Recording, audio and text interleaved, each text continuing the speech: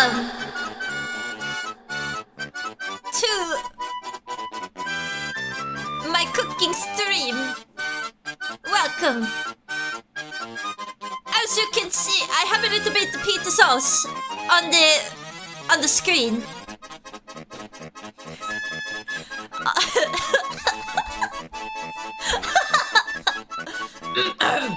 Anyways, yeah, ciao.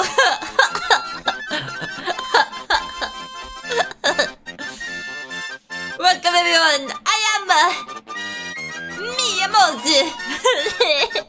I am Miyamoto. I am making recreating me and Nonna's secret recipe cookbook. Okay? Secret recipe cookbook. And you may ask, why does your Nonna, why does she have a mustache? Well, she is Italian American.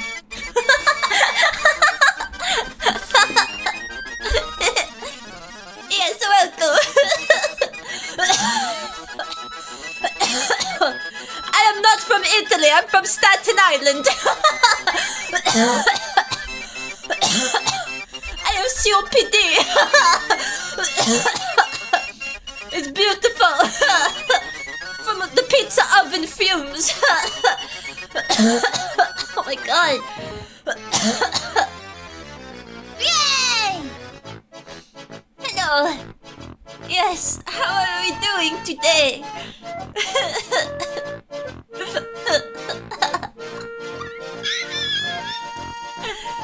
Do you like my uniform? Am I convincing?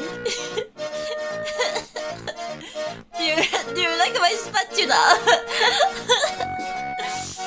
Is the coughing on it supposed to be part of the pizza? Oh, I can't do this accent anymore, man. Is the coughing supposed to be part of the pizza? Well, if you cough on it, then it's not Mozu coughing, so then it's not tasty, right? It's only tasty if it's mine. You need to stick in an apron to be accurate. Should have gone with an apron, though. What? Absolutely not. I still need... Hey. Yeah, the gimmick's funny and all, but... I need my boobs, man. I can't cover those up, then I won't make any money. We need more on the screen. Oh, wait, that reveals I'm not holding it. You didn't see that. Wait, I can do this. Wait, hold up.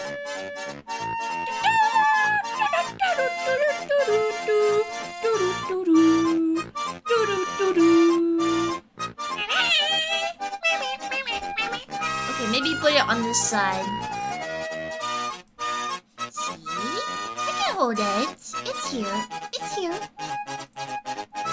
Da-da! Do-di-da-da-da-da-da! Do-di-da-da! Yes, we are cooking my cookbook today. Yes. What do you use that size for? It's a pizza paddle! A pizza paddle with holes in it and steel. She's so Italian, she doesn't even need to hold it! That's a gift given to her by the Pope! Yes. Pizza-sized spatula for when you gotta flip your pizza, right? Oh my god!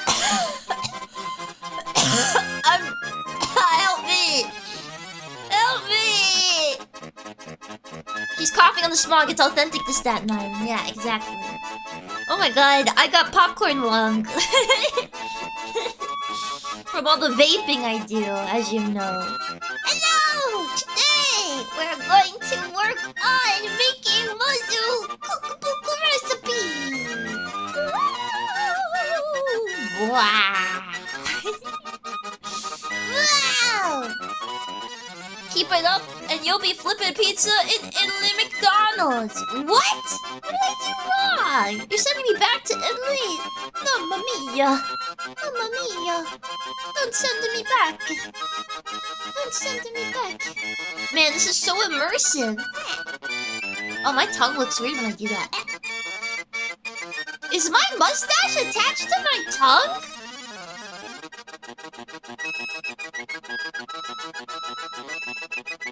Oh my god! Okay! Okay, fine. 19, is the music too loud? Is the music too loud? I bet she's from Sicily. How dare you? What? Sicilian? Come on! What the freak?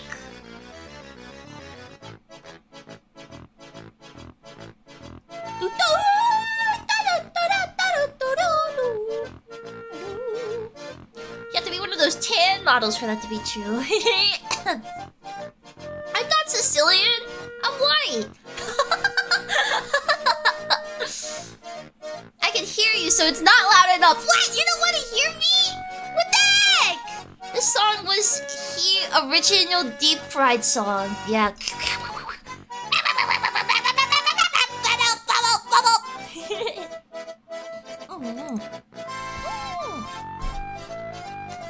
Nice recipes.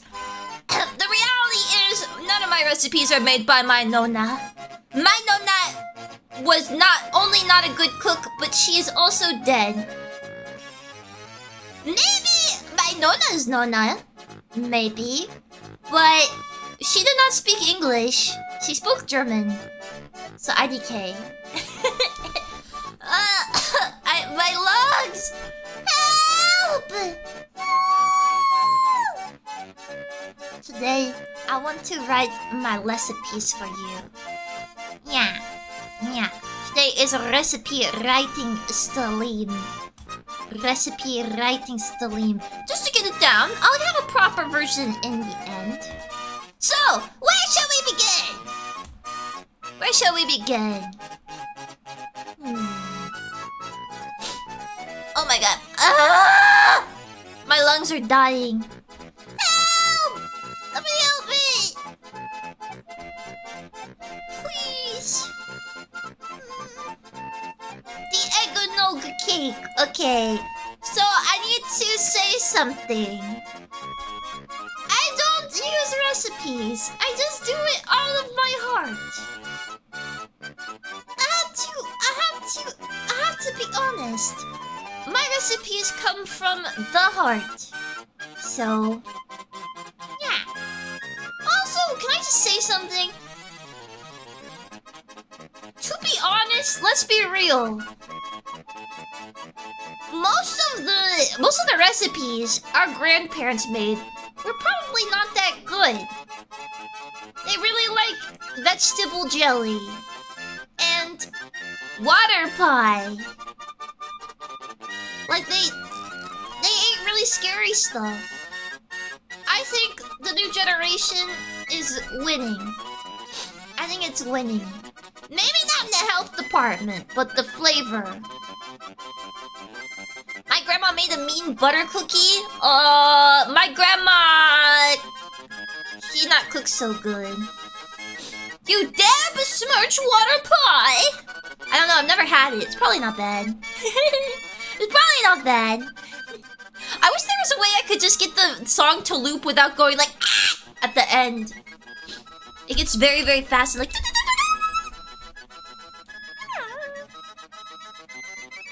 My grandma just cooks supermarket box stuff, yeah. Like Great Depression food. Pizza time 10-hour version, surely. So, where shall we begin? First, let's make a list of what things you would like to see my recipe in. So, we're gonna write down eggnog cake. No. Is it egg or egg? What do you say? Egg. What does an Italian say? Eggnog cake. And then rum ball and pumpkin cake and what else? Festive pilk Mozu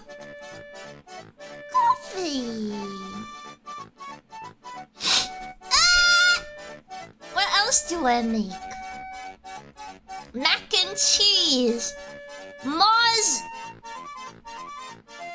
and cheese. Moz and cheese.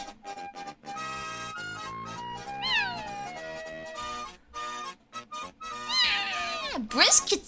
I don't know if I've ever made brisket. I don't think so. What else do I make?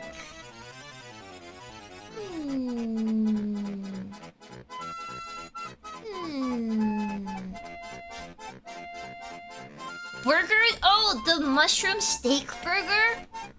Oh, do you need a recipe for that though? It's pretty straightforward. Cookies. Which cookies? I've made strawberry cake cookies. I made snickerdoodle. I made choco chip and sugar cookie. Yeah. What else?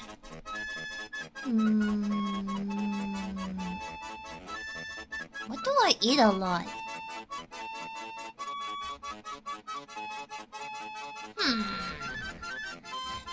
Tteokbokki. Tteokbokki, do you really need a recipe for I mean, I guess tteokbokki is kind of... I don't really make a special tteokbokki, but I like the taste. Tteokbokki. Apple pie. Oh yeah! I make good apple pie. Apple pie. And I should put here rum balls time like 20 different varieties. I make 20 different kind of rum ball. Yeah.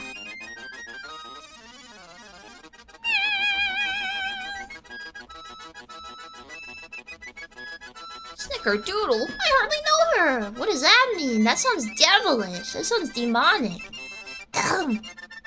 Chicken nuggies? I've never made chicken nuggies. What else have I made?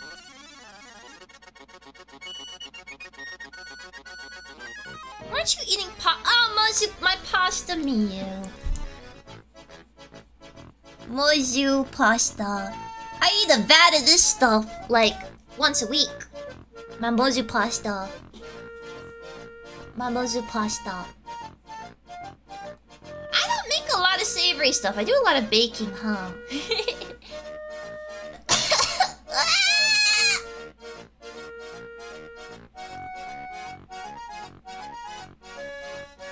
How you make my mozu tea?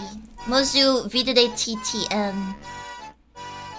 And no, it doesn't involve a crusty old glove. This one is a real.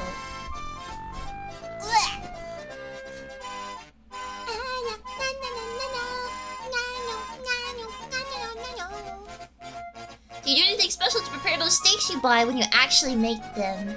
I'll talk about it in the pasta, because the mozu pasta is steak pasta, so... I have to sneeze.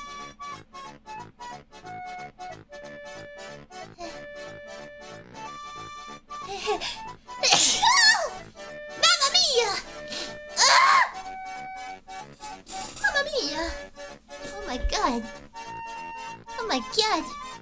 Let's cut it. What do you mean that's cut out? Bless you. Thank you. Gesundheit. Thank you. Thank you. Thank you. Thank you.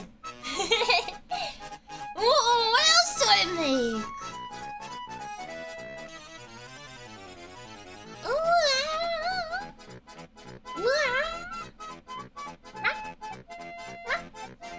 What else do I make?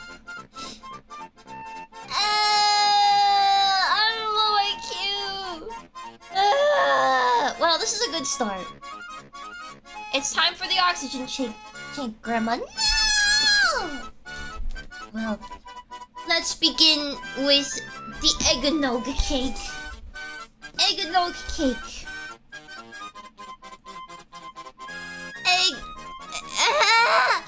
What is eggnog? Eggnog. cake.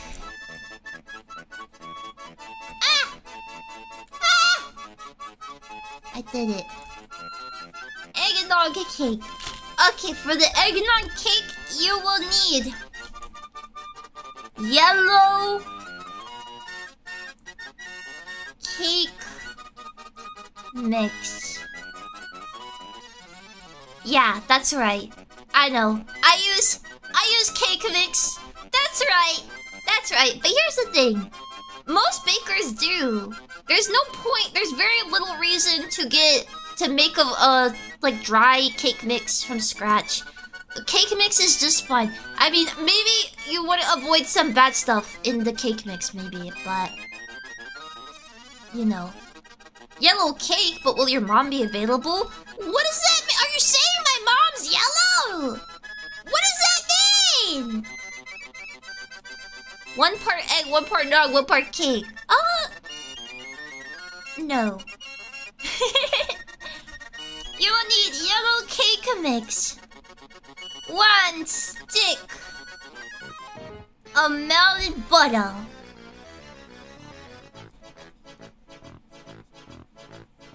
1 stick of melted butter.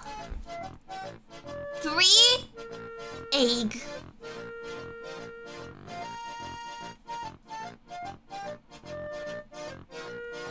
1/2 a bottle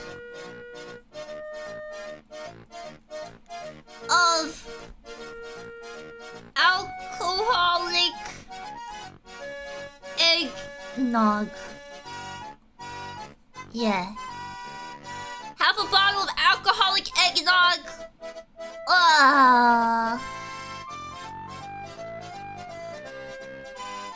Meow.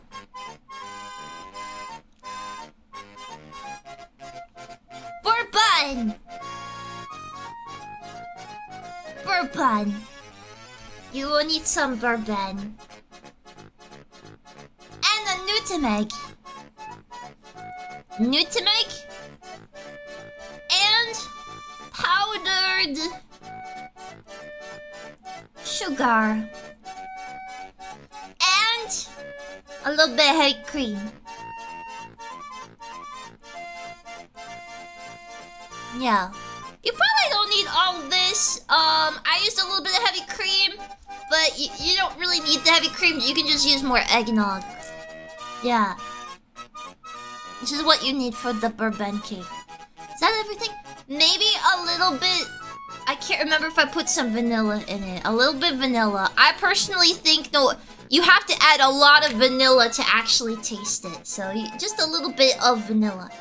Thick, yeah. We want it to be really thick and moist. Super thick and moist. So Mozu instruction. Oh wait. You will also need, for decoration, you don't have to do this, but it's nice, decor. White chocolate. Wafers. White chocolate. Wafers. Raspberries. And cranberries if you want. But they just didn't give me any. And, edible glitter. And fresh mint leaves.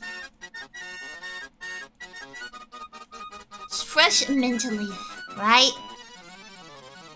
Do you just throw that all in a bowl and then bake it? I don't remember. Hold on. And a bundt pan.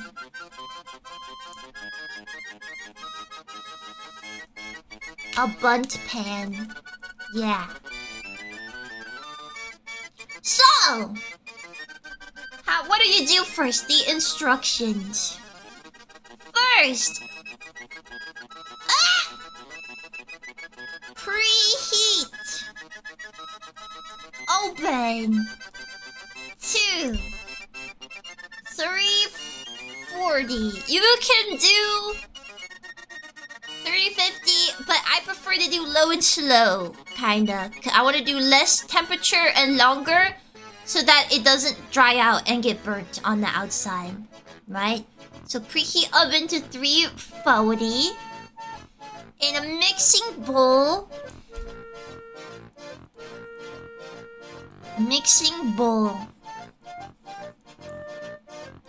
Melt your stick of butter. I usually put the butter in and then microwave it in the bowl. Make sure your bowl is not metal. So, microwave butter in large bowl so that it's liquid. Then, cake mix. Wait, no, not yet. I was wrong. I like to mix all my liquid together before I put my dry in. So your butter is melted, yeah? It's melted now. You got liquid butter. Now you add 3 eggs. Bonus if room temp. So the reason it's better to use room temp eggs in this is because it won't like make the butter get cold again, right? So the butter will be warm and your eggs will be room temp, so they'll mix together easier. It's not a huge deal. It's just like if you're not gonna immediately start working on this, you can just leave some eggs to sit on the counter for a little bit. Yeah. So mixing bowl, microwave butter in large bowl, 3 eggs at room temp inside the bowl. Crush them up, smash them up, make them mix. Make sure you have some, maybe like a tablespoon vanilla. A tablespoon vanilla.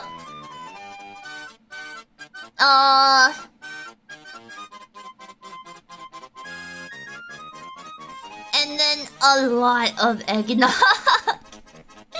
a lot of eggnog.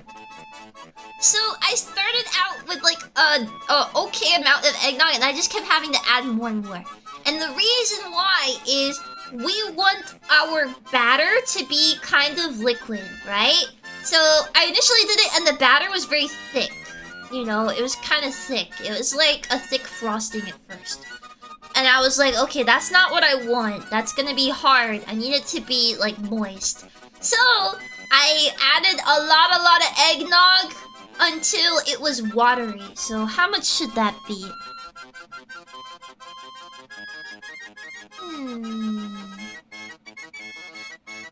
I did maybe like 2.5 cups, I would guesstimate. 2.5 cups of eggnog. But then I did more. So then maybe like... How did you mix it? By hand? Yeah, I used a spatula. Silicone spatula. So maybe like 3 cups of the eggnog. 3 cups eggnog. Mixed together. Then you mix all of this together. Oh, and maybe like, if you have it, a tablespoon of real maple syrup and a teaspoon of nutmeg. Okay? So mix all of this together. Mix all of this together. So after you microwave your butter and it's liquid, add all of this other stuff in, right? Right? Add all of this other stuff in. Isn't eggnog more eggs than milk? Yes, but in this case we're using alcoholic eggnog. And it does flavor it. It does flavor it. Yeah. So, teaspoon nutmeg, tablespoon real maple syrup. If you don't have real maple syrup, just skip that step. It's fine. It doesn't need it that much. 3 cups eggnog, a tablespoon of vanilla extract, 3 eggs, microwave butter. Alright? Put all that together. Then, once that is mixed together, you're going to want to I'm gonna put mix. Mix. Mix. After you mix that together, you're going to want to add your dry stuff. So in this case, the dry stuff is probably your cake mix. Cake mix in. And then when you're mixing it, I recommend using a spatula. Most times, unless you're there, I find in most cases a silicone spatula is just more effective for hand mixing than a whisk, right? Is the music really that loud? I mean, the BGM is based. If you don't like it, you need to kill yourself. But nobody here would dislike it, right? But if it is as loud as me, I can turn it down a bit. So then you mix the cake. You mix the cake mix in, and then you use the spatula. Use spatula to mix in. Alright. And the reason why you want to do that is you're basically gonna like scrape the sides with the spatula and fold it. You fold it so that it stays nice and like fluffy, right? Whisk is for mixing light things. A spatula is for those heavier mixtures. Yeah. So like I feel like a whisk is good for like maybe scrambling eggs, or you want to mix dry ingredients together. But when you're trying to make like batters and doughs, no go. You said it in a lot of recipes. Oh, don't use a whisk. That's too much. Like, dude, that's what it's for. Well, it depends. Usually, so I did actually try using a whisk on this, and the whisk was not. It did not work well. Cause what happens is, before it gets emulsified, you're gonna get like a hard lump in the middle of your whisk of the harder dough before it becomes more like watery, right? So my recommendation is use spatula for this. I just think it's funny you have this tool that's bad at its single job. It's not necessarily bad at its job. It's just that its job is more specialized than it's usually advertised as. You know what I mean? Like, a spatula is good at scrambling eggs. That way better, or not spatula. A whisk is way better at scrambling eggs than a spatula, right? But they both do mixing. Rubber spats are good for batters. What is... Oh, rubber spatula. That sounds different. It sounds different than what you mean. So, cake mix in. You put your cake mix in and you mix it with the spatula. And it's fluffy, alright? A big thing with most doughs and stuff is you never want to overmix, right? If you overmix, I don't know. Apparently something bad happens. I think it's because if you... this is my game theory. I think if you mix dough too much, it becomes like bread. Does that make sense? It becomes like bread. So then you don't want to do that because you want cake, not bread. I've had cookie dough that happened to cookie dough before, where if you mix cookie dough for too long, it starts to become like bread instead. Yeah. So you want to limit it. Yeah, you build too much gluten. Yeah. So use spatula to mix it in. And then it should be a pretty large amount of dough at this point. It should be a pretty large amount of dough at this point. So let's see. Like, okay, I'm gonna give you a little graphic. So I had a pretty big bowl. And initially, I was trying to substitute liquids based on the back of the package, right?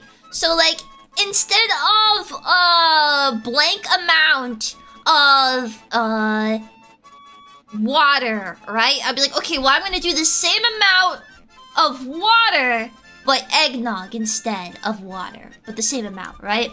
And when I finished, it was like this dough at the bottom that was kind of like a really thick brownie batter rather than a cake batter. And I was like, aren't cakes supposed to be runny? So then I ended up adding enough eggnog and quite a bit of bourbon. I would say I added a cup of bourbon. The reason I did bourbon is because bourbon has a way stronger flavor than eggnog, and I kept tasting the batter and I couldn't taste any alcohol in it, so I added bourbon so that it would have an alcohol taste. So when I added the eggnog, a lot more eggnog, it looked more like this, right? This is side view. So if your batter for this cake is like rounded at the top, or when you mix it, it keeps its shape, like let's say you start smacking it with the spatula and it starts looking like this. If it keeps its shape, it's too dry. You need more liquid in it. We want this to be very kind of like fluffy. We want it to be fluffy. So you want to get it to where, like, it's fine if it has like kind of swirlies on top, but if you have it and it's like it's keeping its shape like memory foam, that's not good. You want it to be runny. Yeah. So once you get your dough in order, you gotta get your bunt pan. Your bunt pan. Let's see if I can draw a bunt pan.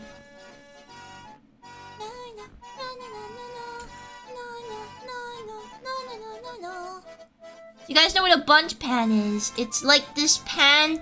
It's like a donut cake. Okay? It's a donut cake. Here's my bunt pan.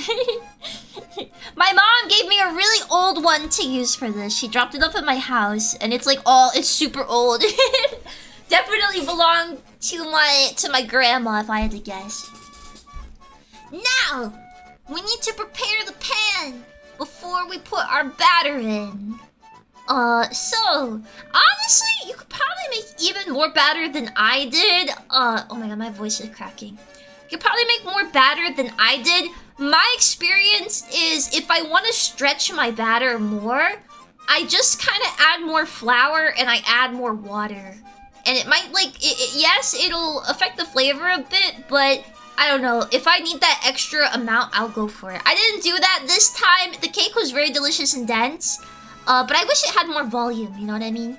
But anyways, if you're trying to follow exactly what I made, what you're gonna need to do is oil your thing. I don't like using vegetable oils or anything like that, but you're probably gonna want to maybe use a spray oil on this. Now, I will say my cake got stuck in the pan and broke, and I had to reshape it. But that being said, when I went and saw my dad, he suggested this. He said you need to oil and flour the cake pan. And he said it'll come out if you do that. That's what he said. You'll probably use butter. I don't think so in this case. I think oil is better rather than butter. Because oil has a higher burn point than butter. Right? I don't usually like to I don't usually grease my pans with butter because butter burns easier, right? So that being said, spray this with oil, I'd say, and then you may want to do. What about parchment? I don't know if you can use parchment in a metal bundt cake pan. That seems kind of difficult because, like, parchment paper is like paper, right? But it still keeps its shape a bit, so you wouldn't get a perfect bundt pan. You wouldn't get a perfect bundt cake if you put parchment in it. Usually, I put parchment for most things like cookies, brownies, that kind of stuff. But it'd be hard to line the bundt pan with parchment. Yeah, because it's a donut, right? Inside the pan, how would that work? What, spraying it? Or do you mean parchment?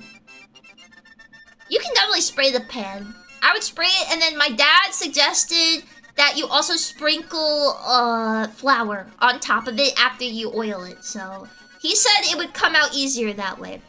So what happened to me when I made this is I have a cooling rack. So if you don't know what a cooling rack, it's like this. It's raised, and then it's got this grid pattern like this. Okay? And the reason it's like that is so you can put your cake on it and let it cool so it doesn't touch the counter and just kind of sweat. I don't know how to describe it, but if you just put your cake straight on the counter, like a flat surface rather than an aerated one, it won't dry. It won't cool evenly. It might cool a little lopsided. Yeah. So what I did was initially, and I probably shouldn't have done this, I tried to I tried to get the cake out of the pan before it was cold, while it was still warm. That was not a good idea. Don't do that. Ada, welcome! Welcome, readers! Hello, hello! Welcome! I'm talking about how to make eggnog cake. I'm talking about all my recipes today. Welcome, everybody. Hi, I'm Mozumi Pichi. Mamma mia! Welcome! I can't watch because UK What? You can't watch me because of... What?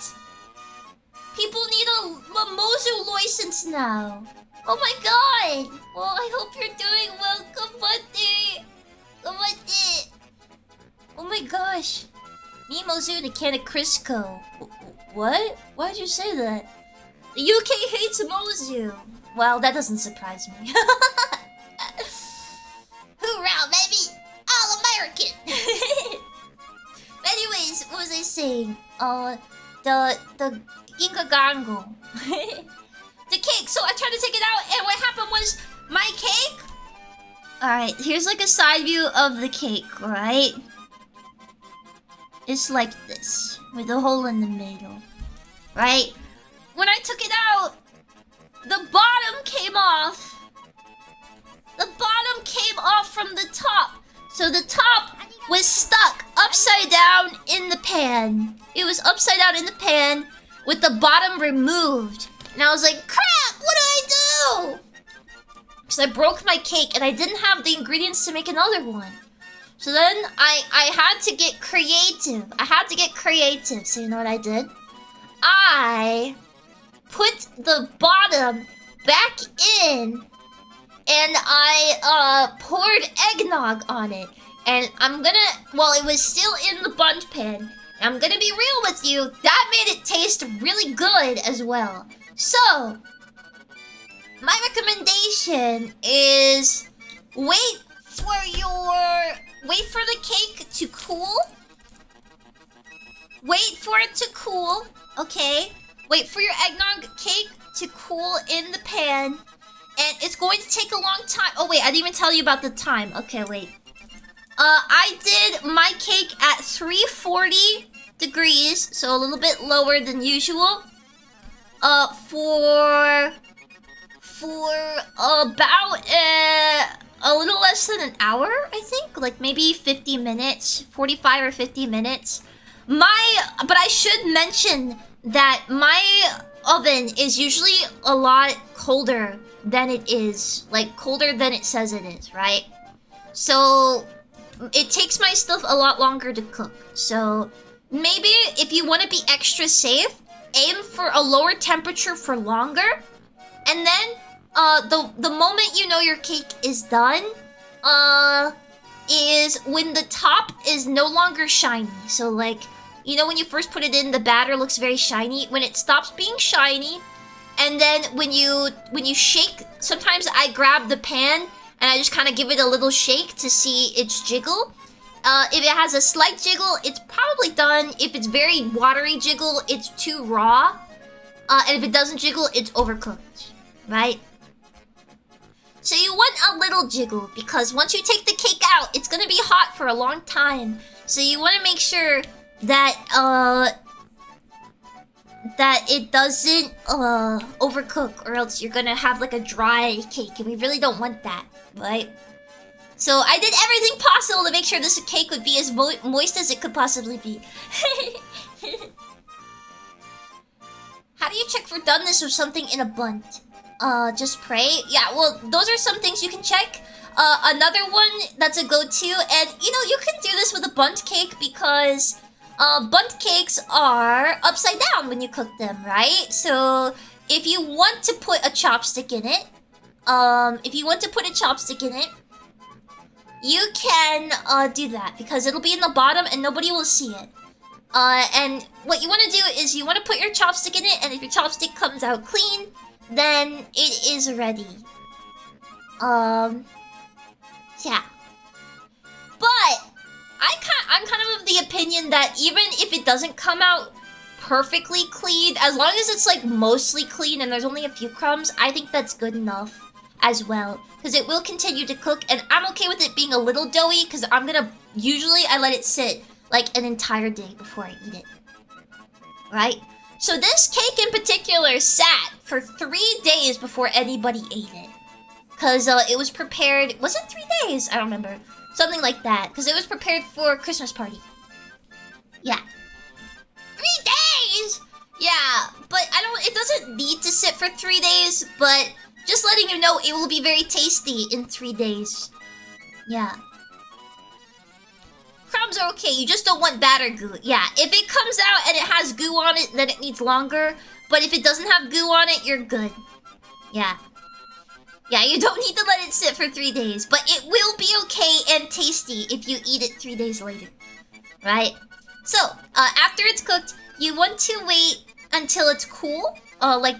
Till you can like touch the pan, and I like to put the back of my hand on the cake itself to feel its temperature. And if it feels mostly cool, then we can do the next part, which is very fun. And that is pour some eggnog on that thing.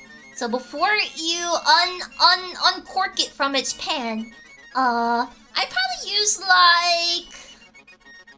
like maybe, I think I used like a half a cup of eggnog. It wasn't a lot. I just used enough eggnog to drizzle to make sure every part of the bottom of the cake was touched. Right? Every part of the bottom of the cake was touched. And maybe a little bit more so that it could trickle down to the bottom of the cake. So my idea was soaking it from the bottom down so that the whole cake is soaked through in the eggnog taste. Because the reason that's important is because alcohol cooks off in the cooking process. So if you might know this, if you make like a wine-based glaze, a lot of the alcohol content will cook out of the glaze when you make it, right? Same goes for cake and confectionaries. Mamma mia! Confectionaries with alcohol in them. Other than rum balls, because that's done without cooking. But yeah, so I like to put it in my cake. If you don't know, I'm pretty sure that's how tres leches is made.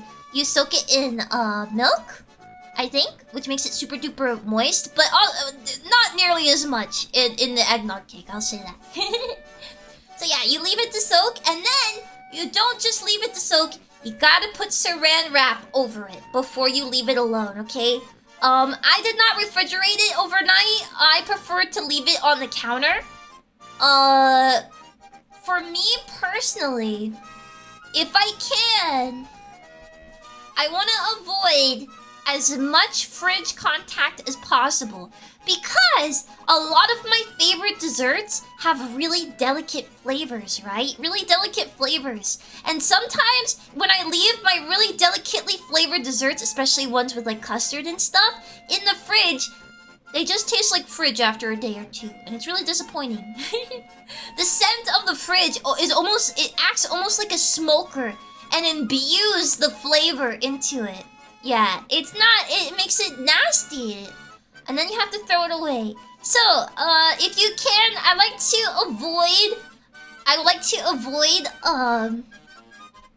to avoid putting my baked goods in fridges. But if I must, I want to make sure that they're in airtight containers. So make sure if you want to put it in the fridge, there's some way to seal it from the fridge flavors. Yeah. Because I get like smoked sausage, I get like ham and stuff, and that stuff is stinky. Or cheese, like nice cheeses, they stink. Yeah. So yeah, I soaked it, and then we're not done yet. So the way I did this, because once you make this cake, it is going to be so moist and so fragile. You have to be so careful with it. There's no situation in which you just flop it out and it's good. you will have crumbs from this cake. You will have a little bit of breakage, most likely, right? This cake is super, super, super moist, but also super, super fragile. But also super, super delicious.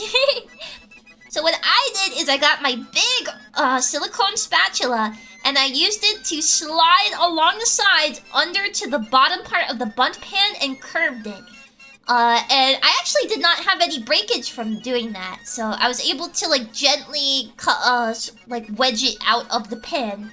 So once I like pushed it all along the sides to make sure it was all detached, you have to do that step or else it has like a higher chance of breaking in different parts if it's like still stuck, right? Then I took a sheet of parchment paper, I put it over the top of the bundt pan, and then I put the cooling rack upside down on top of that.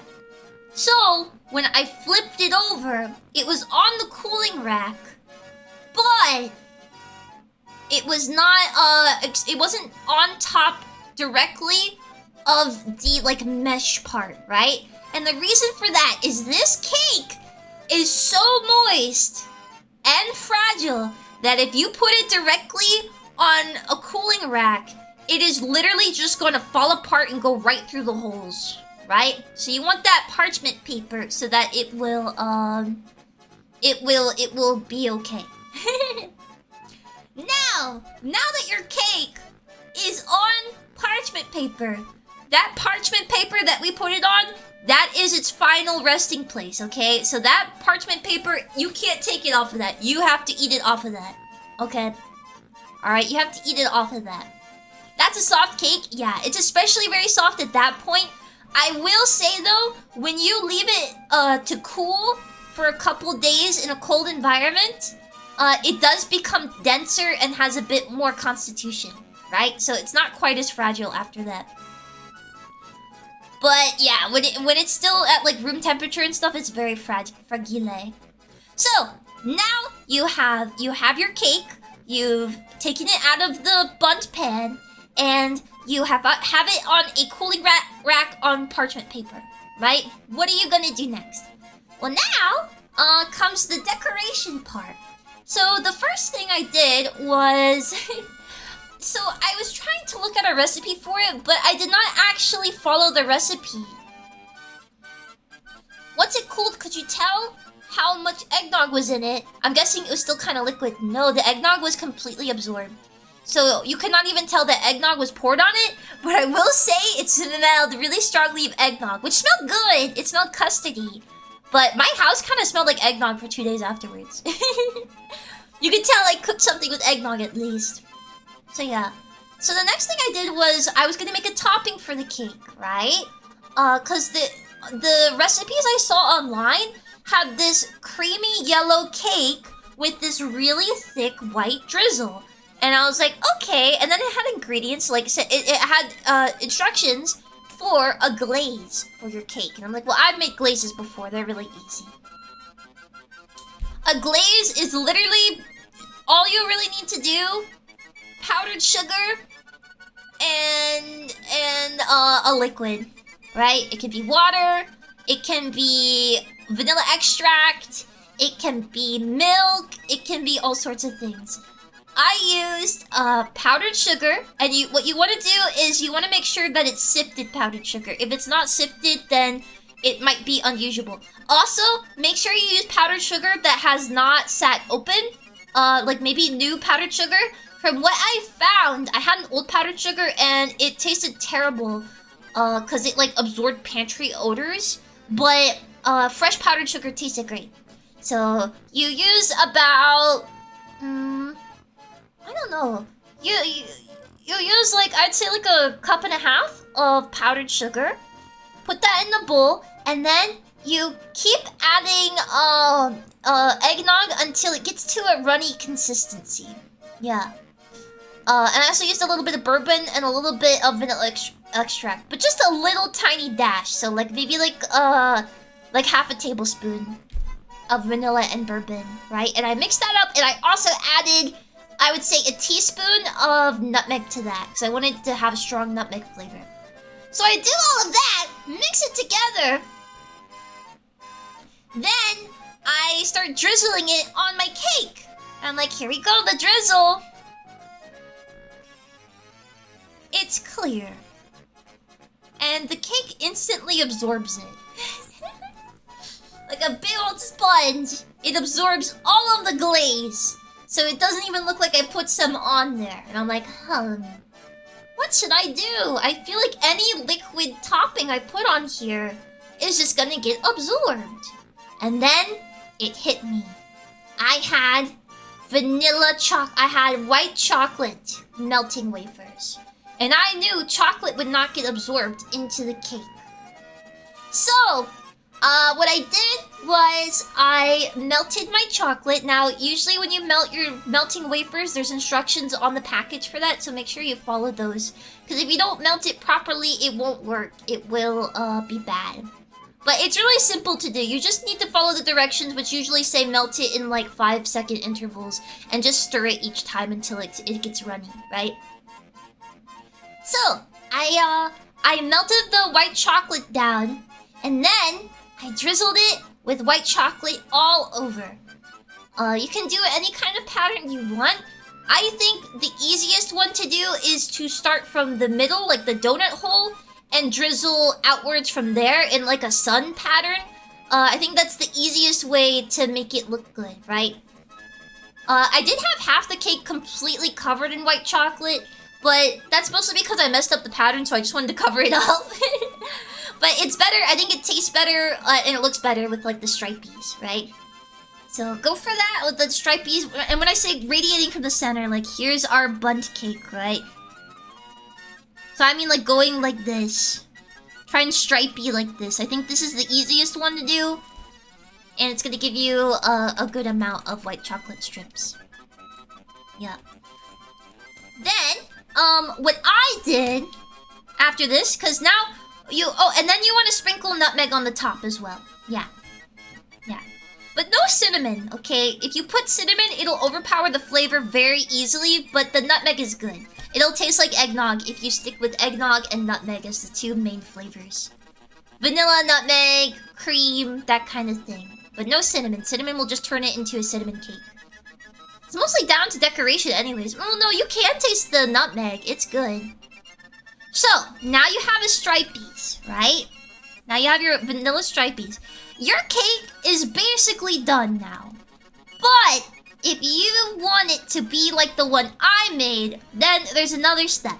So for the decoration part, I took a cupcake paper, I flipped it upside down, and I put it in the middle of the cake hole. Then I took fresh raspberries, washed. You want to wash them and then dry them because chocolate will adhere to it better if it is dry. Okay, if it's wet, it'll have seepage and it might not, like, you know, it'll get goopy. It won't be like chocolate, right? Avatar, shut up! Arrgh! Okay, it'll get goopy. What I did is I made a kind of flower design. I took my raspberries, my little raspberry here. Okay, I made it upside down. And then I dipped the bottom end in white chocolate. Then I would stick the raspberries like this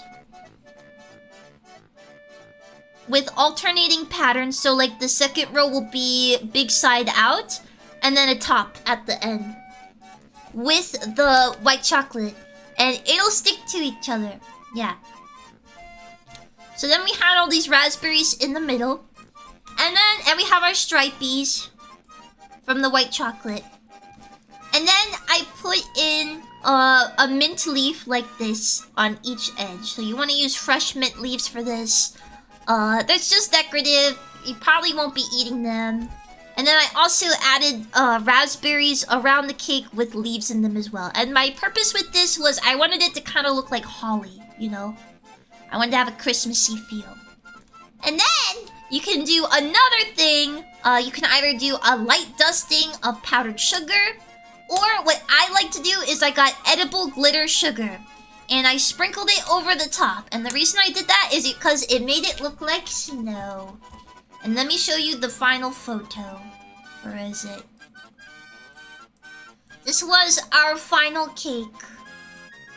This was our final cake. Yeah. Yeah. I know I talked for a long time. It's really not that difficult. This cake is pretty straightforward. It's just like I wanted to give you like tips and tricks along the way if you haven't encountered those before. Yeah. And then I have my little cardinal decorations. I don't know if you can tell, but it's parchment paper below it. I cut it, I cut little wedges out of it in different parts because I wanted it to be a bit more decorative. Where do we get the birds? Amazon. I see what you mean about the drizzle. In my head, I thought there was more than there is. Well, so there's a drizzle there, but on the other side of the cake, it's completely covered in white chocolate.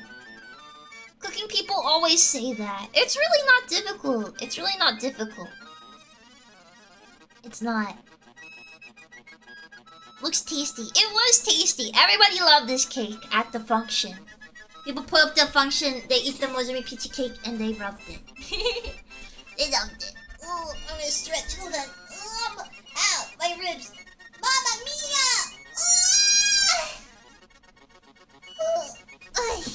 Oh, no, no, no. I think I made powdered sugar with like a food processor. Yeah, I made powdered sugar with my coffee grinder. But be careful doing that. I almost burnt the I think I damaged the motor from making powdered sugar. Did your mom get what you were going for with the Cardinals? Yeah, she wasn't as moved as I wanted her to be, but I think it's because she was pretty overwhelmed for all the prep she had to do on Christmas. Yeah. You do anything special bringing it over there since you said it was so delicate? Oh, well, I had a plate designated for it. So, here's what I did. So here's the thing. When it had glaze on it, I was terrified to put saran wrap on it, right? Ideally, if you have like a cake carrier that can put a little plastic dome over it, that's best. I don't have that. I use saran wrap, but so I was initially very scared to use saran wrap on this cake because it was just so delicate and moist. But when I added the white chocolate and the white chocolate hardened, it became a lot sturdier. It became a lot sturdier. Not only that, but you see my cardinals on the top there, they actually served as like a point where it pushed the saran wrap up so it didn't have direct contact with the more delicate parts of the cake, right? What you can do instead, if you need to travel it somewhere, is some people do like a tent method where they get little toothpicks and they put little toothpicks in different parts of their cake and then put the saran wrap on so that the saran wrap is tented by the toothpicks so that it doesn't directly touch your cake. That's one of the things you can do. Yeah. Oh, that's smart. Yeah. Yeah. One of the things you can do. This cake was so yummy.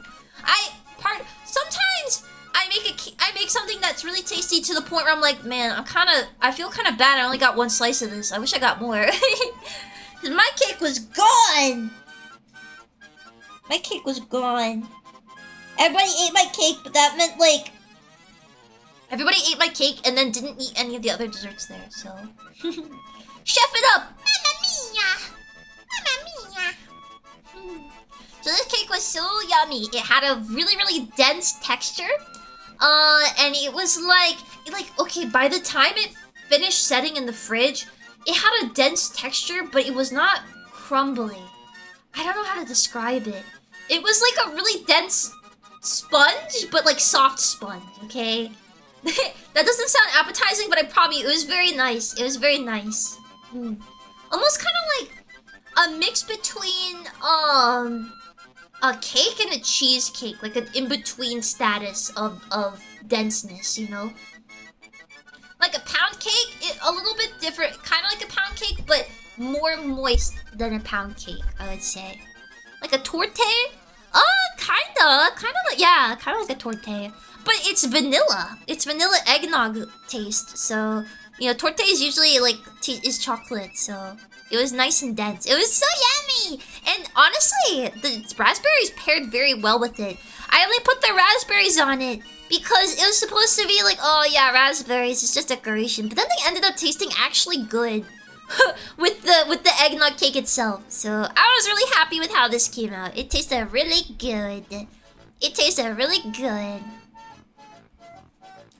I love carrot cake, so cake that's dense is fine by me. Oh, this is denser than carrot cake even. So, that is the eggnog cake, the big old eggnog cake. Next, what will we move on to? Let's see. Rum balls! Rum balls! So rum balls are pretty easy to make. They're pretty easy to make. So eggnog cake, a bit more complicated. But I will say eggnog cake took me a fraction of the time that it took me for rum balls. And you might be like, what, Mozu? How? How? Because I made so many flavors. I made so many flavors. So rum balls, in essence, are super easy. All you need is... you need dry crumbs. You need dry crumbs of some kind. And alcohol that you want it to taste like. And powdered sugar. This is the essence of your rum balls. This is the essence of it. Now, your dry crumbs can be a lot of different things, okay? The most common one I see people use is they put vanilla wafers in a food processor or blender, and they blend them up into crumbs, and then they have crumbs from that, right? You can use cookie crumbs, you can use croissant, you can grind up a bunch of old croissants, you can grind up bread, I guess, you could do that. Probably you want to use a sweet dough though, something that was sweet. For mine, I did two different kinds. I made brownies and I mulched those up, and I used that for my chocolate ones. And I made vanilla cake and I mulched those up and used that for my vanilla ones, right? So I made a bunch of different flavors. You don't have to do that though.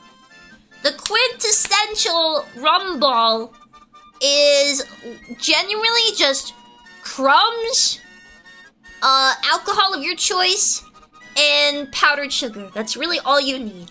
And personally, I think the best tasting ones I made was the chocolate rum ones. I don't think any of the vanilla ones were as tasty as the chocolate rum ones. Right? My mom hates chocolate rum balls though, but that's because her mom makes them. Her mom used to make them, right? So rum balls are like a suspension almost. A suspension? Basically, here, I'm gonna tell you exactly what a rum ball is. A rum ball is essentially exactly the same as a cake pop, but alcoholic. It's basically alcoholic cake pops. But they're really yummy. I used to always have them as a kid, so... The way I did mine is, I would say the area in which you put them is just as important as what you make them out of, right? So, when I made my rum balls, I had a bunch of cookie tins, right? I had cookie tins, filled with cupcake paper, right? It was filled with cupcake paper. So I could just put my rum balls inside the cupcake paper. This was important because if I had put it directly on the metal inside the box, I think it would stick to it. It would stick to it, and it would maybe get like a weird like metallic flavor. But most importantly, the sticking would give it not a perfect texture, and it'd probably make it lopsided as well. So when you make your rum balls, they are usually very soft. So how do you make them? Okay. The very basic rum balls, we're gonna say, let's say you have an old cake, okay? Now, if you're using, you have to use regular crumbs. You can't use like a dessert and break it up, okay? You can't break up like a mousse. You can't break up like a cupcake. You can't break up a cake that has frosting on it. It has to just be plain crumbs, right? So with that in mind, we break up, let's say we break up our uncolored cake. Our cake with nothing on it, right? Our virgin cake, we break it up. Now we have a bunch of crumbs. And now we must make our rum ball. So, we're gonna make a vanilla rum ball here, okay?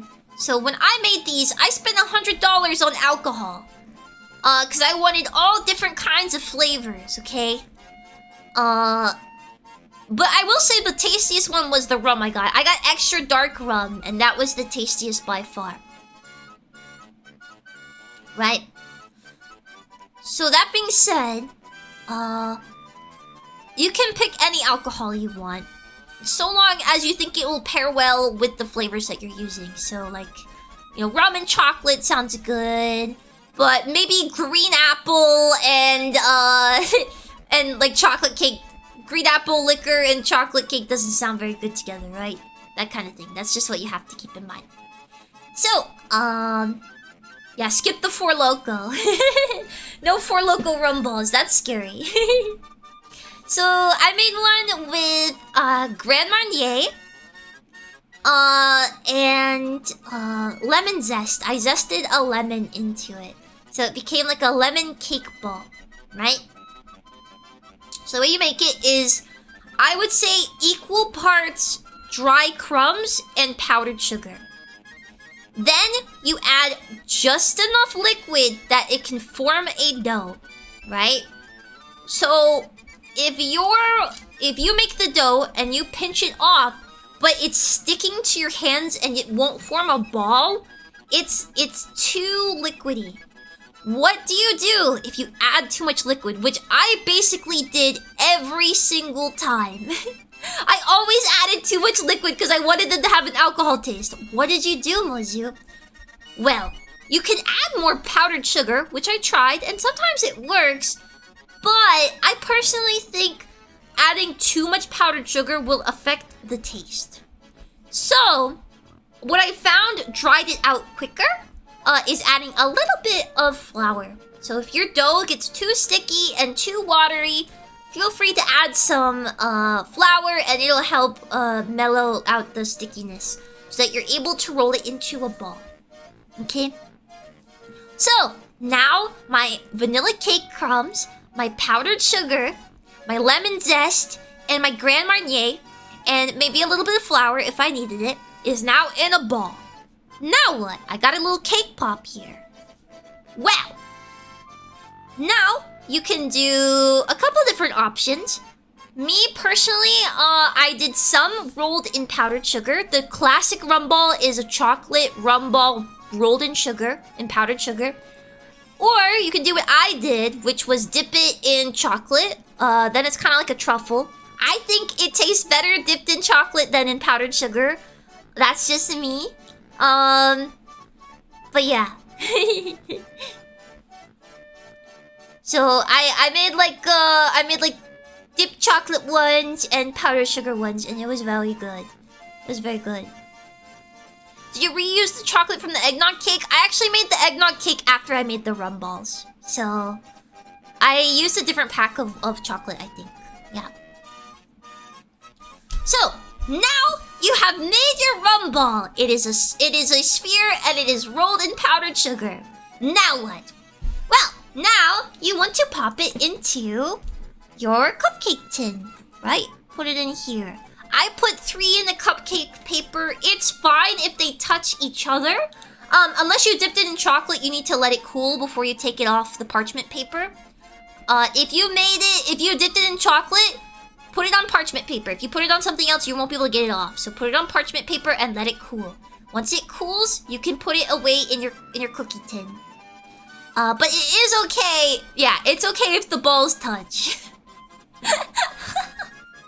It's okay if the balls touch. It's fine. as long as they're dry, okay? As long as the chocolate is hardened, okay? and it's not gonna stick to each other. Well, there's 3 of them. You're having a party. Oh my god. Yeah.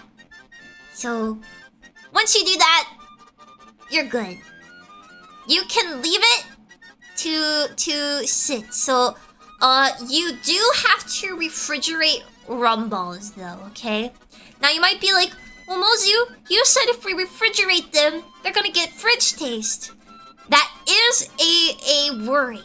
But you can avoid fridge taste by keeping it in a cookie tin. If you have it in a cookie tin, it is pretty airtight, so it won't get as much fridge flavor put into it, right? Not only that, but it's really important that you refrigerate them because they become like a different dessert when you let them sit for a few days. So they go from this kind of like gritty, crumbly texture of like basically reconstituted dough. And then they go into a more fudgy truffle texture when you let them sit and really let all the ingredients meld with each other. Oh, thank you, Nappa! Happy 23 months, my goodness! Thank you, thank you. When you let them meld, they get a nice fudgy texture, and it's yummy. It's yummy, right? Now, there's many deviations you can do from this. The world is your oyster with rum balls, okay? You can make it with different kinds of alcohol. So the alcohols I used were Grand Marnier, dark rum, bourbon,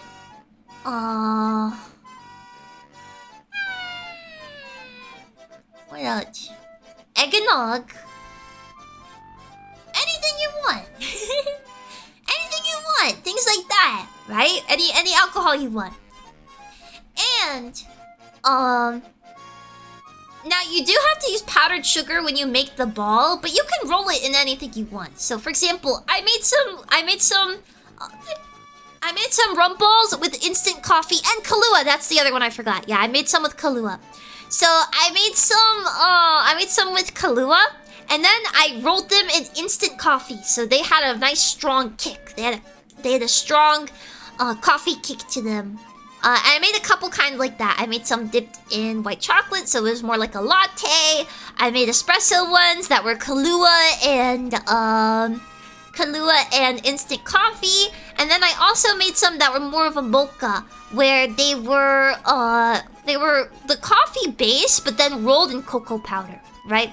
You can roll them in anything you really want. You can roll it in cocoa powder, you can roll it in cinnamon, you can roll it in granulated sugar, so it's more like a donut hole than it is like a powdered sugar. You can do powdered sugar, you can do so much. As long as it's powdery and it'll stick to a sticky surface like that, you can do it. You can do it. You can dip it in chocolate. Yeah. Anything. Anything! I also got creative with some of my bases, so it's really easy to flavor them in a way. Like, if you use a vanilla base, you can still make chocolate rum balls out of that. I did that with my vanilla base and just added some cocoa powder when I was mixing it, and it became a chocolate one, right? Not only that, but you can also do fillings! I did many fillings. I thought it was very nice. So the fillings I did fruit fillings for some of them. And I made them alcoholic as well. So I did slow cooked cinnamon bourbon apples in my cinnamon ones, and I did Grand Marnier maraschino cherries in my my Grand Marnier ones. So I did that in the lemon ones, and I did that in some chocolate ones. Yeah. Plum I feel like would be a good one. A plum? In which one? What do you mean? I've never had a plum like with vanilla cake. I've never had something like that. But yeah, you can do all sorts of fillings. If you wanted to do like a cream filling, you could prepare it in advance. Maybe what you could do is you could make a cream, right? And then freeze it. And then you can roll your dough around the cream while it's still frozen. Then when it's in the fridge and it thaws, you'll have a cream in the center. You'll have cream in the center, but you know, it won't be all broken up and messed up, right? There's an idea. The world is your oyster. You can do anything. You can do anything. Nah. But yeah, these are really fun to make. I probably should not have made as many kinds as I did, but they were really fun. Okay. What's next? Okay. So, we've gone over our eggnog cake. We've gone over the rum balls, which are really easy. You don't even have to bake them. It's just all mixing. I want to talk about my mozu pasta, right? I didn't realize they didn't have a separate baking step. Makes sense, you can make a lot. Yeah. Yeah, you basically turn one dessert into another one. Let me tell you about mozu pasta. Alright, let me tell you about mozu pasta, because I've talked about a lot of desserts so far, and I want to talk about a savory one for once, right? Alright. Do you guys like pasta? Do you like pasta? Do you like pasta?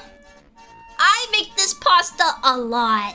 I love it. It's my go-to. I get to make it and I put it in a big dish and it'll feed me for basically all the weekdays, right? The only thing you have to be careful of is pasta does not last very long. Like after you've made it, you have to eat it rather quickly. So if you're a slow eater and you think it'll take you more than a week to eat this amount of pasta, do not make this. That's dangerous. Don't eat old pasta. Old pasta will kill you. But yeah. Oh, my back! Mamma mia! Oh, mamma mia, my back! Oh, those years making the pizza, cooking the pizza. All of the years. Okay. So, mozu pasta. What will you need? Mozu pasta. I need to turn my stabilizer off. What do you need for mozu pasta? First, bow tie pasta. Then I use the cheapest steak you can get at Walmart. Tender steaks. Tender steaks. Then cherry tomatoes. Cherry tomatoes. The super thin ones, they're not that thin. You might be thinking of flank steak. Tender steak is not that thin, but they are small, right? Botai pasta, tender steak, cherry tomato. I didn't spell it wrong, shut up. Cherry tomato, a mozzarella cheese. I use sprinkle mozzarella. You can use any cheese you want, though. Whatever cheese you like the taste with and you think will pair well with steak, right? A spinach. A whole bag of spinach, pre-washed.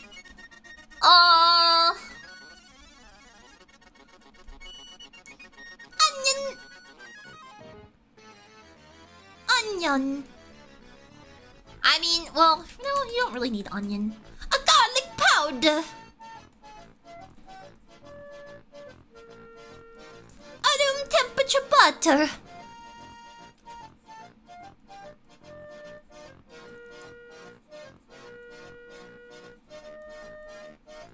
Black pepper.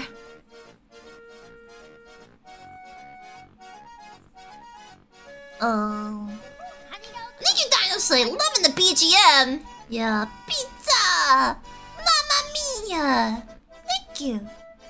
Black pepper. And salt. You will need salt. What else do I use for this? Olive oil. Olive oil. Parmesan. You will need parmesan. I think that's right. And if you are feeling crazy, you can add the mushrooms. But mushrooms take a very long time to cook.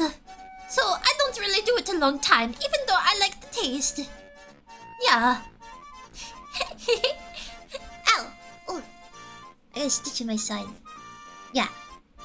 I'm becoming a garlic snob now that I know how easy it is to grate garlic cloves. Yeah, I use garlic powder for this, but if you have garlic clove, use that instead. It tastes better. But you need the garlic powder for something important that I don't think regular garlic works for. I'm dying. Oh my god! Anona! I am coming! I will be with you soon, in heaven. I'm dying. The COPD is killing me. This is evil. It sounds so tasty. I'm going to get so fat. This is healthy. This is healthy. It's good for you. It's your food pyramid, okay? Alright? It's got everything you could possibly want. No, it's not in heaven. Those mob hits got up there. Alright, this is better for you than a whole pizza every day, though. Okay? Can we at least agree on that? Now, how did we begin the Mozu pasta journey? Now remember, when you make this, it has a lot of yield, so this usually feeds me for a couple days. You're also gonna want like a big baking dish, a glass one. That's what I use. I use a long baking dish for like casseroles and stuff for this. I don't bake it, I just store it in that because it's easier. So, where do we begin? Usually, when I get tender steaks, it has a 4-pack. 4-pack tender steaks. It's like 4-pack tender steak, maybe like $13. Maybe like $13 for 4 of them, right? Remember, it's Pyrex and not Pyrex. So, you usually get 4 tender steaks in a pack. And I coat them the old redneck way, okay? I get a 1 gallon bag. I get a gallon Ziploc bag. And into the Ziploc bag, I put crushed black pepper. Okay. Crushed black pepper. Salt. Garlic powder. And if you're a silly Billy, MSG. Alright, I like putting MSG in it. I think it tastes good. Okay. These seasonings into your bag. Now, how much seasoning should I use, Mozu? Well, I don't measure. Because I'm awesome. So I'm just gonna visualize it for you. I'm gonna visualize it for you. Because I usually just like pour it in and I look at it and I'm like, yeah, that's about as much as I need. Alright, so. In a gallon bag. And you pour the seasoning in. This is garlic powder. This is about how much garlic powder you'll need. And then this is your black pepper. Your black pepper. That much. Maybe, I mean, yeah, I like a lot of black pepper personally. Do not grind your black pepper, okay? I tried that. I tried grinding my black pepper kernels, and oh my god, it is not the same as doing crushed black pepper. Grinding it makes it so spicy. I tried it, I was like... So make sure it's like you grind it with your pepper mill, okay? Alright, don't do ground pepper. Gotta use pepper mill, okay? It's a lot stronger when it's ground. Alright, then about that much salt and about that much MSG, okay? You see? And this is your Ziploc. Alright. Those are our seasonings all in the bag, okay? Well, now that we have the seasonings, what do? Well, Then I shake up my bag so that I shake up my bag and put it flat on the counter, right? I shake up my bag of seasoning and I put it flat on the counter. So now it's flat on the counter. This bag is on the counter. And when I shake it up, I like to disperse the seasonings in a thin layer across the entire bag, like this. Right? A thin layer of seasoning all along the bag, right? Then I use my tongs. I don't want to touch raw meat. I use my tongs. And I put the tongs so that each steak is touching some spice, right? Then I close this up. It's okay if it has air in it because you want some of the air so it can jingle around. And then I shake it! I shake it! I go shake it!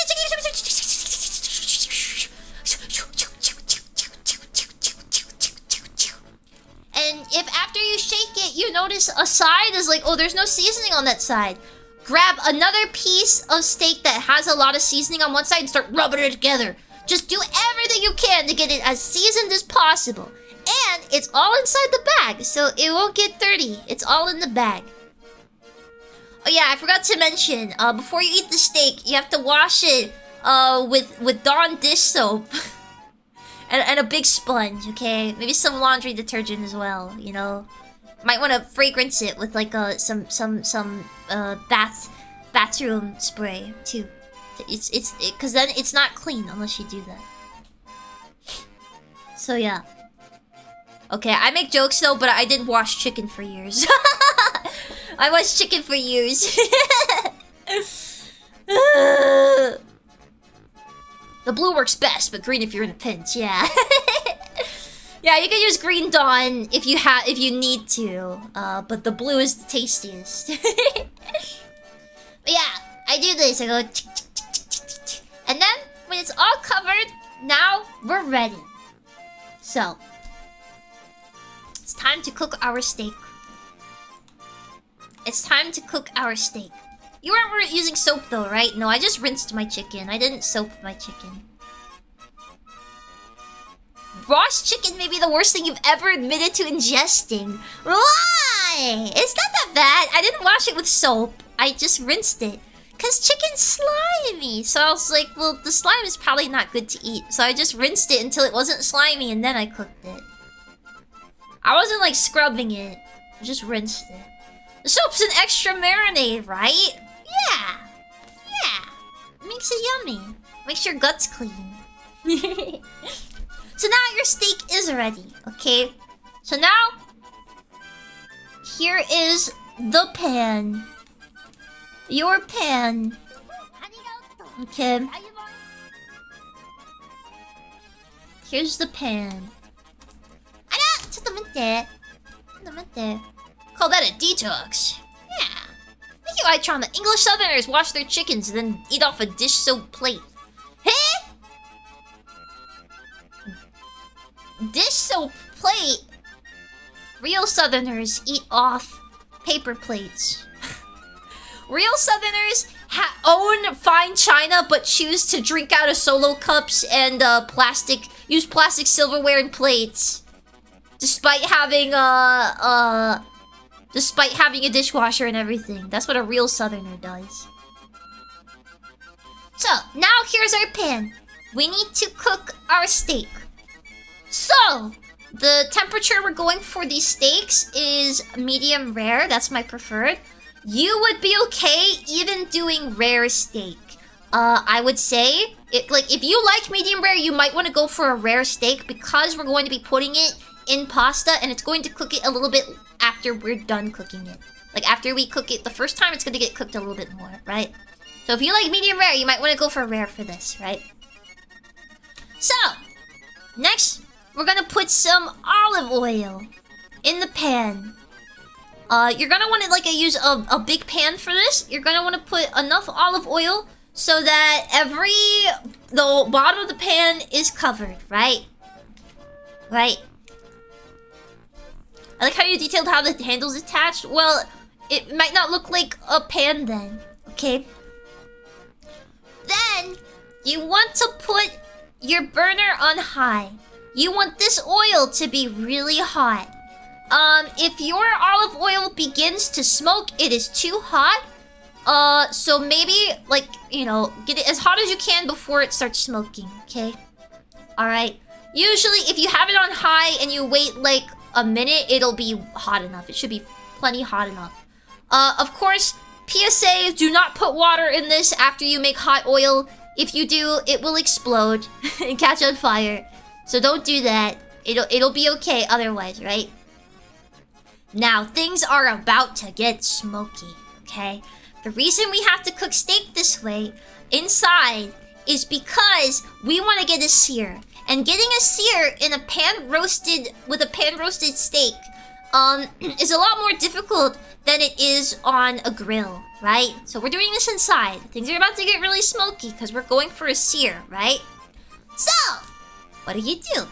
Well, usually what I do is I open my windows, I turn the fan on max, so like your fan on your range, the things that push the smoke around. I put that on max, I open my windows, I might even open doors, and I turn the fans on in any adjacent rooms that maybe the kitchen is attached to.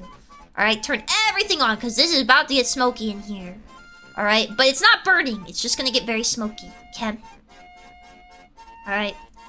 So, now that your oil... What should I open if I'm a Mac user? System 32 and delete it. Go download Linux. If you're a Mac user, you don't even get to use Windows. You just have to go straight to Linux at that point. You just have to go. But yes, here we are. Our oil's hot. Now let's put our 4 steaks in. So you put it in and it's gonna go.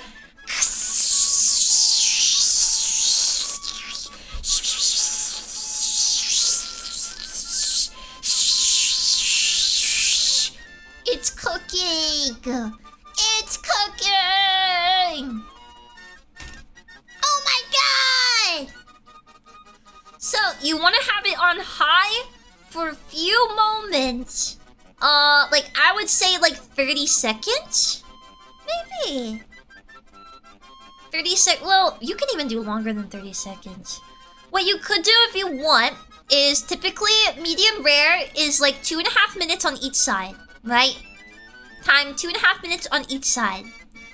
But, your olive oil will begin smoking if you keep it on full high this whole time and you don't want it to smoke. So, maybe turn it down to medium high. After it's been on extra high for like 30 seconds, okay? So after about, if you're going for rare, I would say like... maybe 2 minutes even. Flip it over and then 2 minutes there. Might be a little bit... It depends. Sometimes I do this and one will be raw in the middle and one will be well done. It's very variable with these steaks, but that might just be because my pan has a slant to it. So there's like different amounts of oil in the pan. But yeah, you want it very hot to get a sear on it, and then from there it's easy, right? So they're thick enough for it to matter. Yeah. They're not these, like I said, tender steaks, they're not super thin, they're just small. They're just small, right? Like, they're like the size of a hamburger patty, I would say. Okay? So now that we've cooked it, we cooked our steaks, they have a nice sear on them now. And by the way, I like to use tongs for this. Don't use a spatula, use tongs. Because remember, we don't want the crust. If you use a spatula and you dig underneath your steak, you're gonna you probably will scrape your seasoning off and your crust that you got off, and then your steak won't be as good. So definitely use tongs for this so that you don't hurt the crust. And also, I think it's a bit safer because you have a bit more control than you would have with a spatula, right? So now we have these steaks. Well, what do I do with the steak, Moser? I thought we were making pasta. Well, now let's make the steak ready for pasta. Okay, so when I first did this, I cubed the steaks, and that was like, it was not great. Like, the steak still tasted good, but I didn't like the texture as much. what I found is best is I slice it like this. Like this. So these long strips is how I like to cut the steak. I don't cut it into cubes, I just cut these long strips.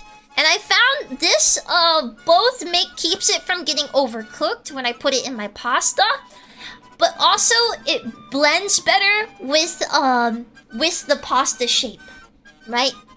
It makes it really yummy. And also it's pretty. It's pretty when you do it like this. So then you'll get these beautiful long strips of steak that you would see on like a billboard. Like so. With the yummy juices. I love steak.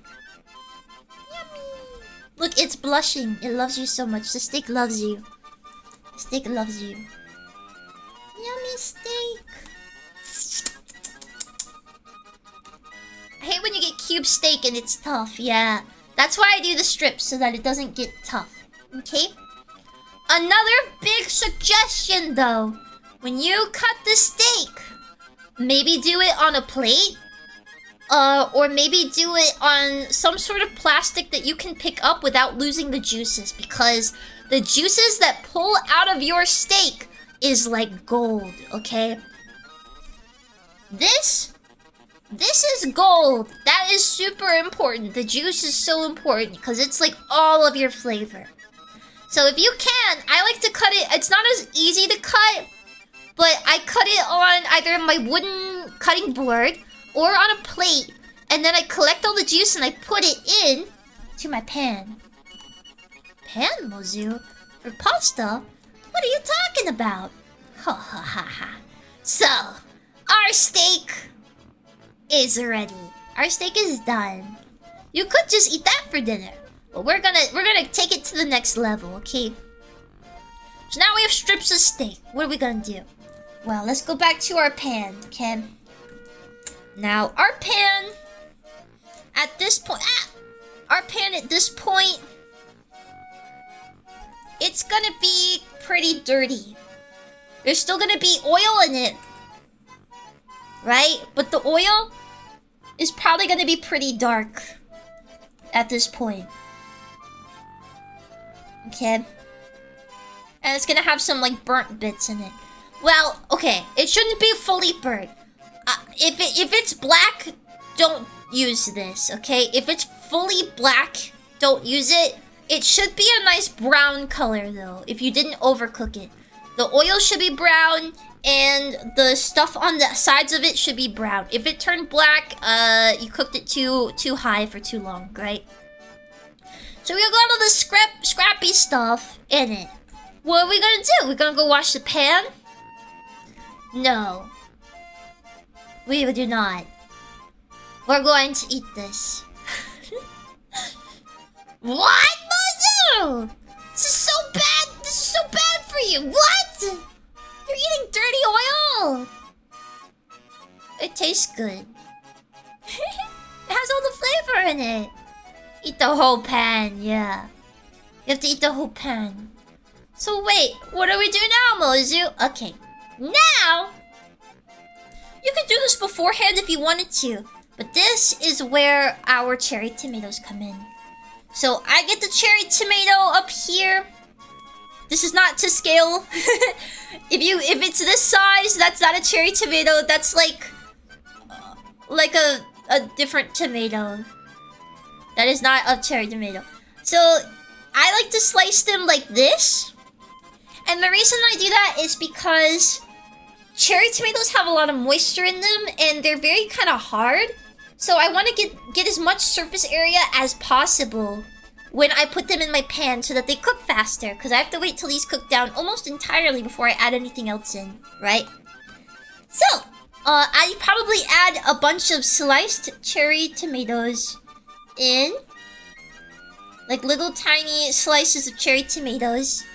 I put a bunch in because it's gonna basically give it like a tomato flavor sauce, you know? It's gonna be tomato flavor sauce. Until they get crisp, I cook them not till they get crisp, but until they get squishy, right? They'll get squishy. And they'll release water as well. So you really want to make sure the tomato juices also get into your pan. If you're cutting it and you squeeze out all the stuff, that stuff is important. If you can get it into your pan somehow, find a way to get it into the pan. You want your tomato juices from those cherry tomatoes. Yeah. They're really easy to cut because they're very tense, so the knife goes through them nicely. So you chop up your cherry tomatoes, you put all of that in. Yeah. Then you cook it down, and your cherry tomatoes, they become soft. They become soft and squishy. It takes a little while, but you want to make sure they start getting kind of soft, right? I like to squish on them with my spoon. I use a wooden spoon to cook all of this. And you might want to also...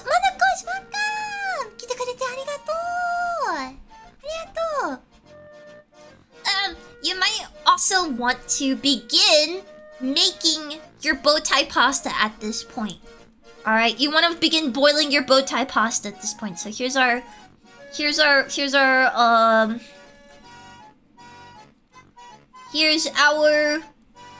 bow tie pasta boiling over here. Okay. You're gonna want to start boiling your water. And then once it gets boiling, put your pasta in. And you probably want to salt the water as well. Put a sprinkle of water, salt in the water. And the reason I say that is because bow tie pasta takes 12 minutes to cook. So it actually takes quite a while to cook. If your sauce is not done in time, then you're gonna have to wait, and it's not gonna be perfect, right? Also, the reason I say get started a little early, because you will be using the pasta water. So, you might want to get a couple spoonfuls of pasta water. My spoon here. The spoonfuls of pasta water into your pan to give it more water. Because once you start cooking down your tomatoes, if you cook it down a bit too much, it's not going to have enough moisture. So you're going to want to cook your spinach next. So once your tomatoes are soft, you add a little bit of pasta water so that the bottom doesn't start burning. Then you add your entire bag of spinach. My spinach bag. Now, your entire bag of spinach is going to look crazy. Because your pan, once you put the spinach, is going to be heaped over, right? Like this. With spinach. And you're gonna be like, what the heck am I gonna do? There's no way this spinach will ever cook down. Well, guess what? It does. So now, our pan is probably looking more like... It's gonna have the spinach tendrils in it, cooked down. Okay, your spinach stuff cooked down. It's gonna have your tomatoes probably broken up or squished around now. Okay. Okay. Adding all of this. So now that we have the basics of our, like the large parts of our sauce made, right? Now we're gonna add the flavors, okay? Now, if you have fresh garlic, I say put fresh garlic in. I said garlic powder because you need that so it would stick to the steak. But if you have fresh garlic at this stage, I recommend putting that in, okay? I think that's tasty. I also say put a pat of butter in, okay? So like a square of butter, I would say like about maybe 2 centimeters thick, I guess. I don't know centimeters. Just a little pat of butter, like you would see on top of cartoon pancakes. Yep. Then I usually add more garlic to it so that it has a more kind of rustic flavor. And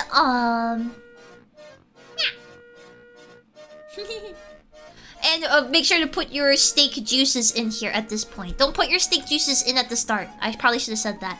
Don't put it in with your oil, or else your steak juices will get burnt. You want to put it in at this point so that it's it doesn't burn and it keeps its flavor, right? Then you're gonna want to put Parmesan in here. I'm a lazy American. I just shake it in. I just shake the Parmesan in. Like this. Parmesan go in. Okay. And then, I don't always have cream. So sometimes I just put a little bit of milk in. And I do this to give it more cream texture. And I might also put in, I also do it so that the sauce becomes opaque. Right? So now we have buttery, garlicky, beefy flavor, spinach and tomato pasta sauce, with some cream in it. Yeah. You got real mozzarella? No. I got sprinkle mozzarella, not real. Ain't no way. So this is really yummy at this point. Also, this is my chef talking. But when you make the pasta, when you cook the pasta, when you are making your sauce, please taste it. At this point, you should be tasting the sauce and see if you like it or not, because this is going to be what your food tastes like, okay? If you taste it and you're like, it needs salt, add some salt. If you taste it and you're like, it's kind of flat, maybe add some more garlic, right? Add more garlic flavor. Yeah. If you notice it's too acidic and it's kind of like, ooh, that's like a really sharp flavor, maybe some Parmesan, right? So, now that your sauce is ready, wait, once your pasta's done boiling, go strain it, alright? Strain it out, and you don't need to use any more,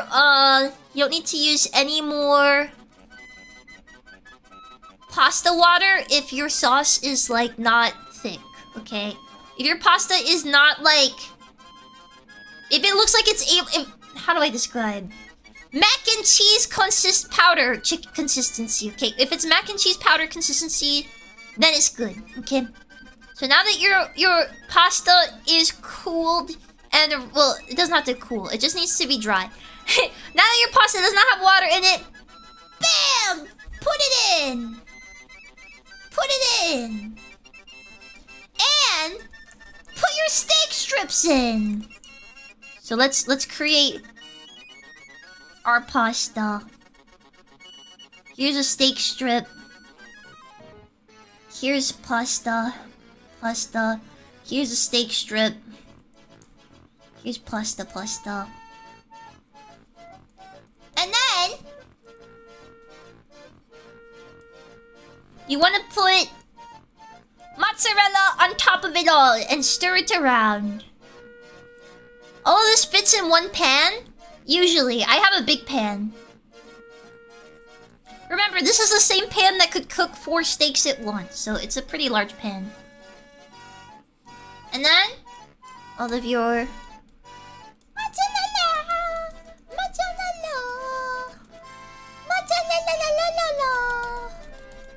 Mamma mia!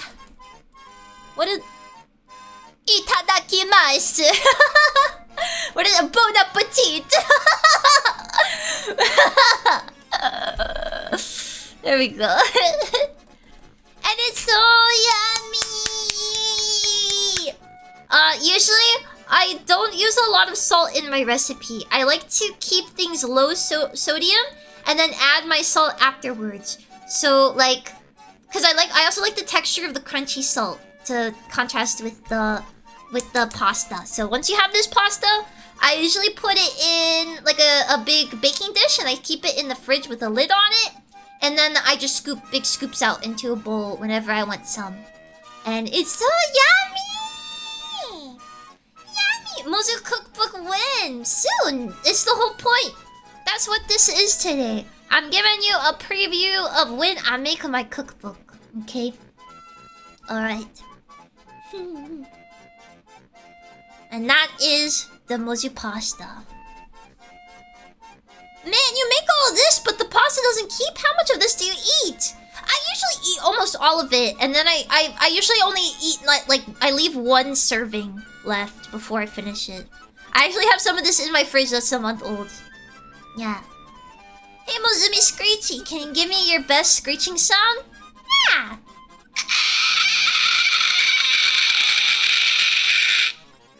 Thank you for the super chat. First VTuber cookbook. Is there no others? There's some really good VTuber cooks out there though. I'm such an amateur. Oh, I missed that part. I blame Monday. Would Nona be proud, you think? Would Nona be proud of me?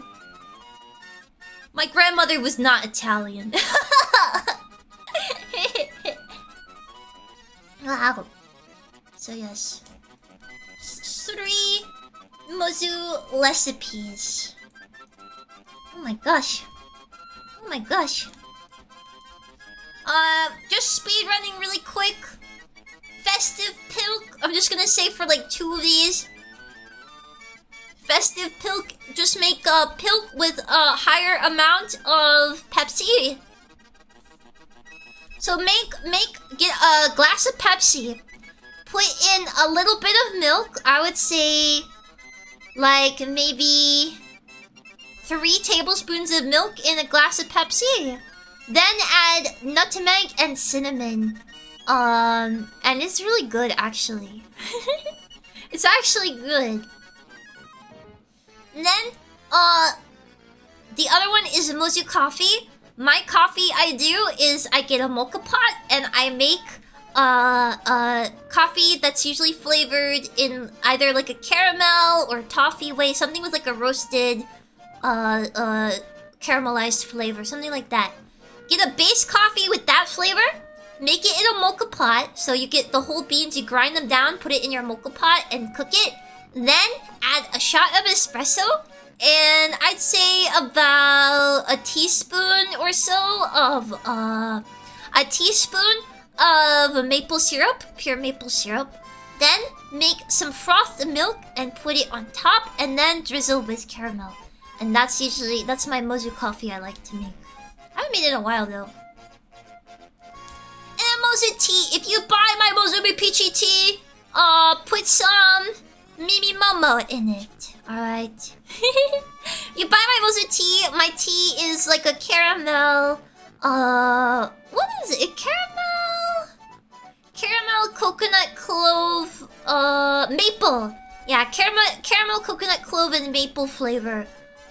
Make my Mozu tea and put some maple syrup in it. A little bit. And Airi said it's really, really good with milk. She says my tea is the perfect winter tea. So if you are looking for a tea, a nice warming tea for the winter, Mozu tea is where you go. And you can make it like that. And I think it tastes very good. Maybe even a little bit of nutmeg on top. It is not a spiced tea though. It's just a nice rustic flavor. Yeah. Yeah.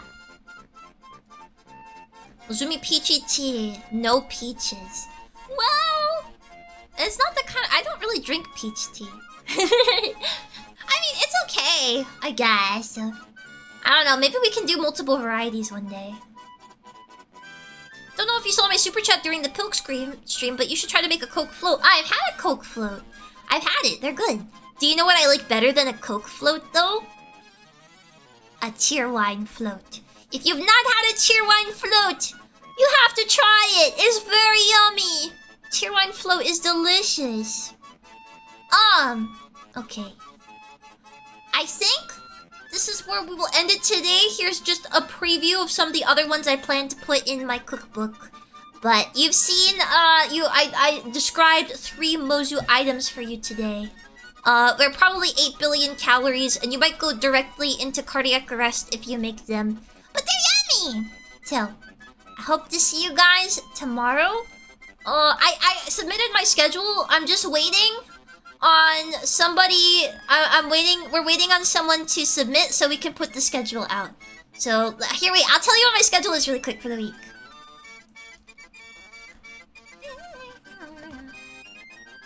Aww. Okay, so today is cookbook.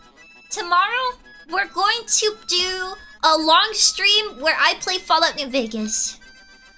Basically what I'm gonna do, I'm gonna go into it not intending to make a series. I'm just going to do one stream where I start early in the morning. So it's gonna start at 7 a.m. PST, 10 a.m.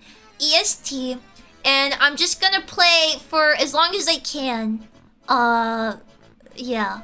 It won't be like super long. I'll probably only go until like, I don't know, like 5 p.m. or something. But yeah, I'm gonna start earlier and go a bit later than usual. And we're just gonna see how far I can get in Fallout New Vegas. Then Wednesday! Do you know what Wednesday is?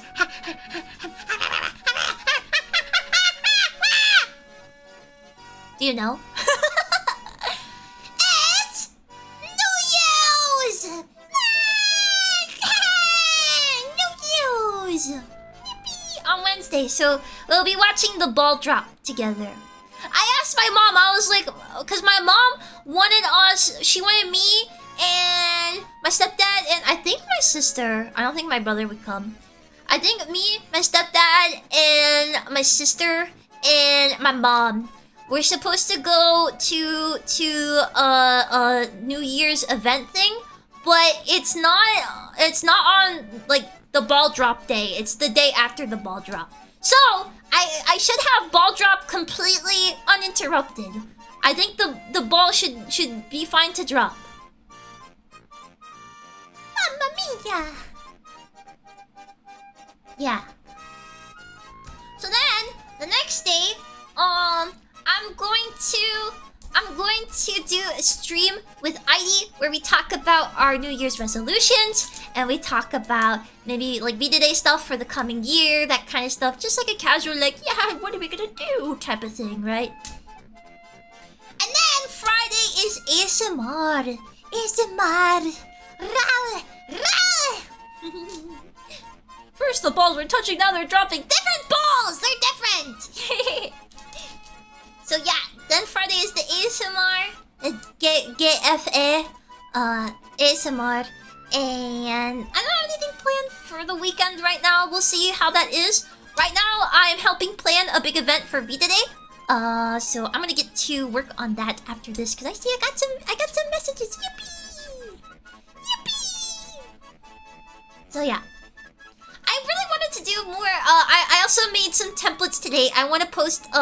I drew omamori template for all the girls to use. I want all the girls to make their own omamori for the new year for us to give to you. So do you know omamori? Omamori is it's like a little sack that has a blessing in it, and usually it's a New Year's tradition that you return your previous year's omamori and you receive a new one, so that you don't get bad luck for having an expired one, and you get good luck for the new one, right?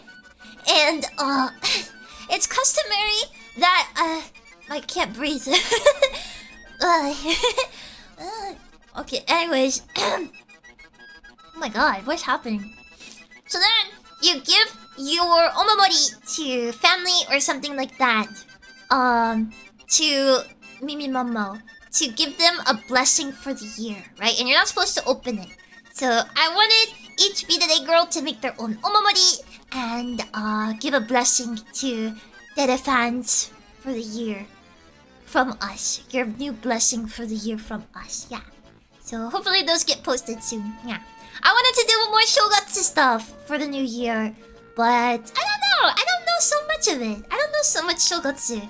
Shogatsu is so big, but I don't know, you don't hear too much about it in EN VTubing. It's such a big deal. Well, anyways, I need to go get to work. I have a lot of recording to do after this, and my lungs are giving out.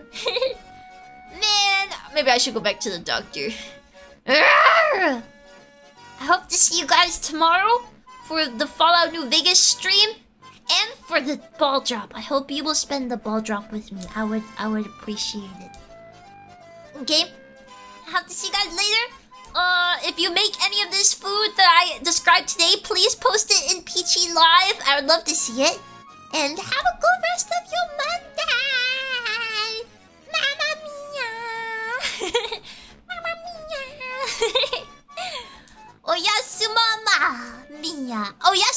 Oyasumiya. Oyasumiya. I'll see you guys later.